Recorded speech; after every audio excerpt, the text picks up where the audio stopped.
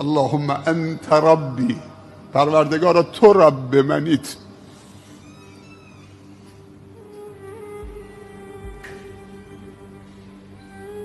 اللهم انت ربی، پروردگارا تو رب منیت.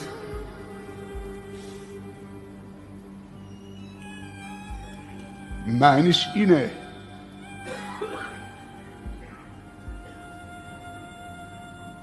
که من غیر از تو هیچ خدایی ندارم، اما تو غیر از من بندگان دیگر دارید.